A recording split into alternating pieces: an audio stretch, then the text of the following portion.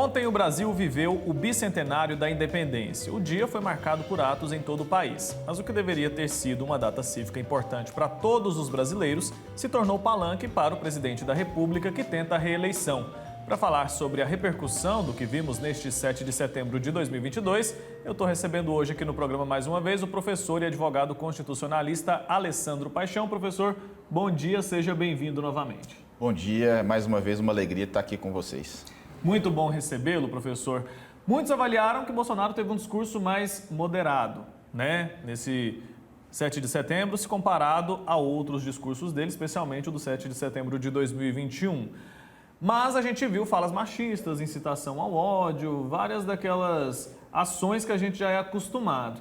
Na avaliação do senhor, foi mesmo um discurso mais moderado se comparado aos outros ou ele só usou uma linguagem diferente?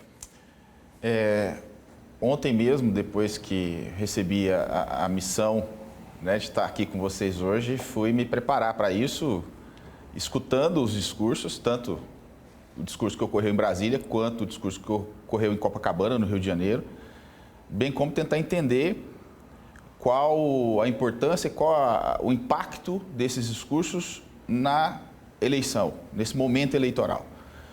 O presidente da República, ele realmente teve uma postura mais branda em sua fala, talvez por orientação, né? Mas efetivamente a fala dele foi uma fala mais branda.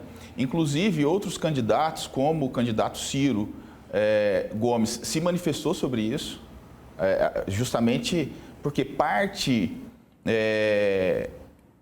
imaginava que ontem seria um movimento violento, um movimento de ataques, o que não ocorreu. Muito pelo contrário. Nós tivemos uma manifestação pacífica, né? Não tivemos grandes pontos, ou pelo menos não foi noticiado grandes pontos de violência, alguma coisa nesse sentido, muito pelo contrário. Agora, o uso disso, o uso desse momento, né, que seria um momento de festa para o Brasil inteiro, como propaganda eleitoral, esse é o ponto. Esse é o ponto a ser discutido. A fala do presidente realmente foi uma fala muito mais tranquila, isso foi percebido por todos, mas ainda assim, a fala dele foi uma fala comemorativa ou foi o chamado abuso do poder político? O que seria o abuso do poder político? É quando é utilizado por um candidato que já é integrante do poder público, já é integrante do poder político, para fazer campanha dissociada daquele movimento ou daquele evento histórico que está ocorrendo. Então, muitos analistas já falam que sim, que houve o abuso do poder político e isso nós temos que analisar, né? E sendo configurado o abuso do poder político, quais seriam as consequências? Né? Quais seriam as consequências para a chapa do Bolsonaro? E quais são as consequências caso isso seja comprovado e ele seja condenado na justiça? Inclusive, antes de chegar aqui, estava vendo justamente a manifestação, né, do UOL, você apresentando a manifestação do UOL, alguns ministros já se manifestando sobre o que aconteceu ontem. Vejo com muita preocupação a fala dos ministros, se antecipando. Por quê? Porque a fala é política. O ministro do Supremo, os ministros dos tribunais superiores não devem atuar de forma política. E é o que, infelizmente, nós vemos no Brasil nos últimos anos. Não é agora, recente. Isso é nos últimos 20, 25 anos. A atuação de um judiciário dentro da política. Esse não é o papel do Poder Judiciário.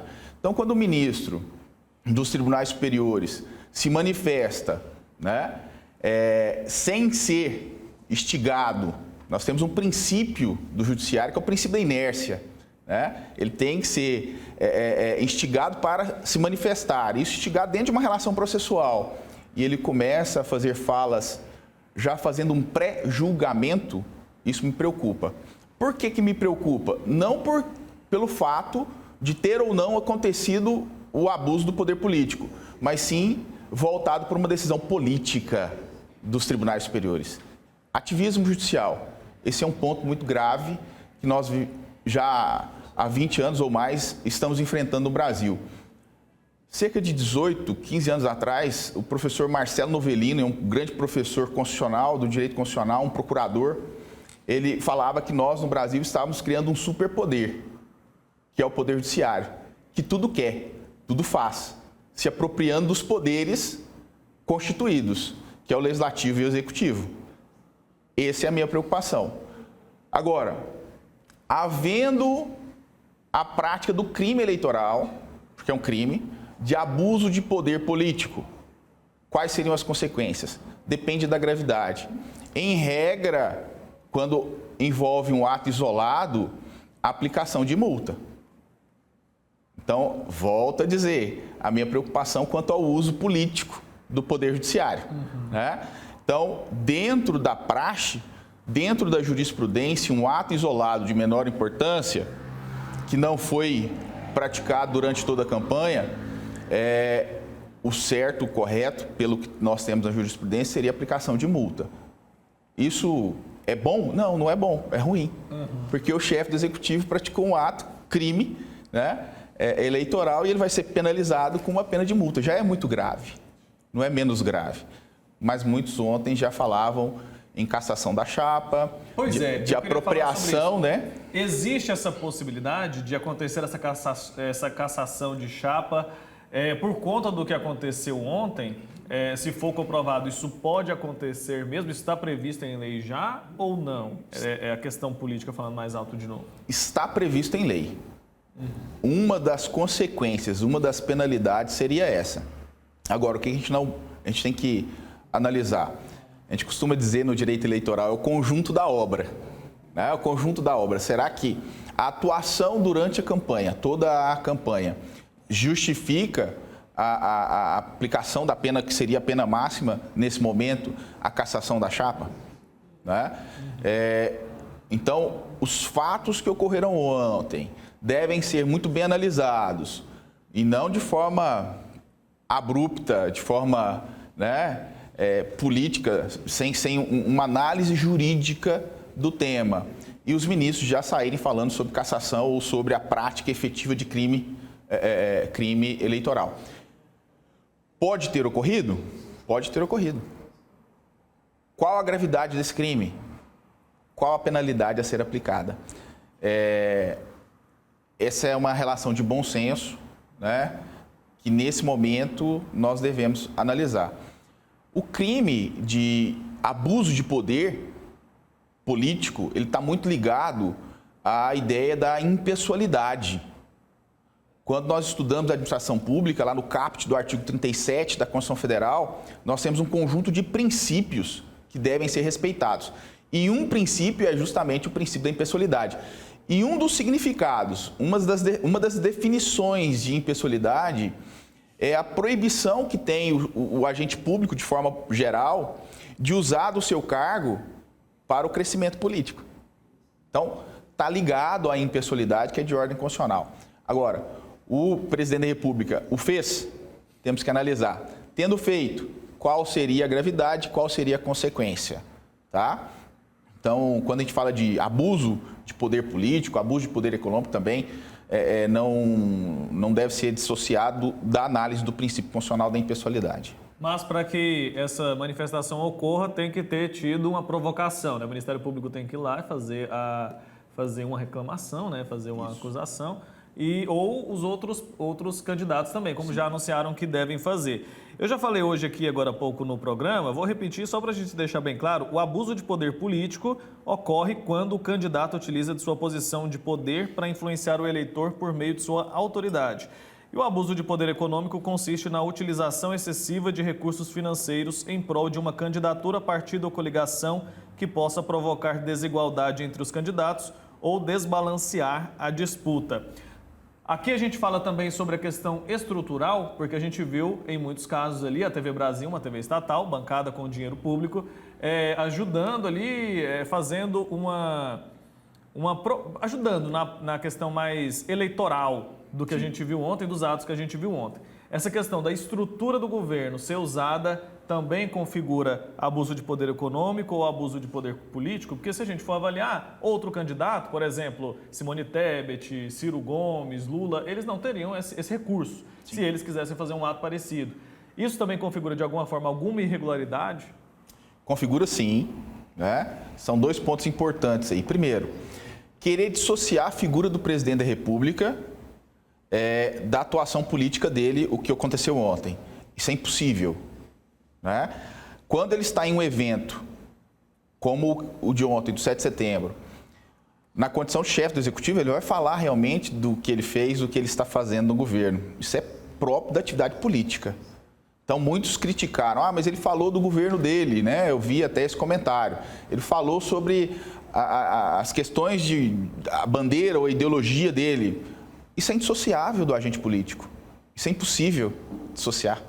Não tem como falar, olha, você vai estar ali como agente político falando sobre uma questão e desamarrar isso do que ele acredita, né?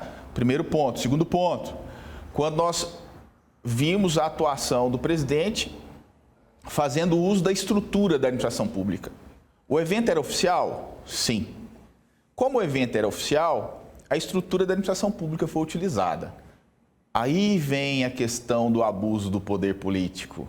Eu não posso fazer o uso da estrutura do Estado, né, para, por exemplo, e é o ponto que pegou para mim nos dois discursos dele, tanto em Brasília quanto no Rio de Janeiro, fazer discurso contra o outro candidato. E teve isso, né? O ponto que ficou, a ponta realmente que ficou, na minha opinião, na minha humilde opinião, foi a fala dele atacando determinados candidatos. Não é o papel dele naquele momento. A questão da fala sobre o governo, a questão do uso da máquina naquele momento, tudo isso, na minha opinião, fica em segundo plano. Mas a partir do momento que ele parte para ataques a outros candidatos, aí realmente tem que ser analisado. É nesse ponto que deve ser feito a denúncia, a análise, né, se ele cometeu ou não crime de abuso de poder político. O judiciário vai se manifestar. De que forma? Através da atuação de quem controla o chefe do Executivo. Ministério Público, Tribunal de Contas, outros partidos, por se tratar de uma questão eleitoral. Segundo as informações, o Bloco, PT, PDT, PSOL, já está com a representação pronta, né? Vamos ver como vai ser essa representação e qual será o andamento, né? Mas certo que nós teremos sim uma ação no judiciário, uma investigação, um inquérito buscando verificar se realmente houve a prática do crime de abuso de poder político, né? E aí vamos ver quais são as consequências disso. Outro questionamento que a gente também viu foi no momento ali da inspeção das tropas, o presidente foi acompanhado de um empresário, foi acompanhado também de Braga Neto que nesse momento não tem, já teve, mas não tem cargo no governo, é candidato à vice-presidência de Bolsonaro. Isso também pode configurar de alguma forma alguma irregularidade ou não? Esse ponto de forma alguma. De forma alguma. Ele, como chefe do Executivo, nesses eventos oficiais, ele chama quem ele quiser para figurar ali do lado dele. Se a gente voltar aí 4 anos atrás, 5 anos atrás, voltar no tempo um pouco, a gente vai perceber que essa é a praxe dentro dos eventos oficiais. Não é algo novo, não é nenhuma novidade. Inclusive, se a gente voltar nesses eventos, nós vamos ver também outros presidentes fazendo uso, né, desses momentos em época de campanha para falar do seu governo. Problema? Nenhum problema. Volto a repetir, o problema é quando, nesse período de campanha, eu deixo de falar dos meus feitos e passo a falar sobre algum defeito, alguma coisa de um outro candidato. Colocar ali alguém que está sendo investigado, né, se fosse assim em governos passados, o palanque ficaria vazio. Ficaria vazio. Por quê? Pela quantidade de gente que estava sendo investigada, né? Agora, o Luciano, né? O empresário da Havan, ficar ali juntamente com o presidente, qual é o princípio que ele feriu? Impessoalidade? O Luciano, até onde eu sei, ele não é candidato, né? É um amigo pessoal. Então, Nenhum isso problema. aí, juridicamente não tem problema nenhum. Não vejo nenhum problema. Entendi. Professor, muito obrigado, viu, pelo seu tempo aqui mais uma vez, por ter nos esclarecido as questões mais jurídicas, né, a respeito de tudo que a gente viu ontem. Até uma próxima oportunidade, viu? Eu que agradeço e me coloco à disposição sempre de vocês. Muito obrigado.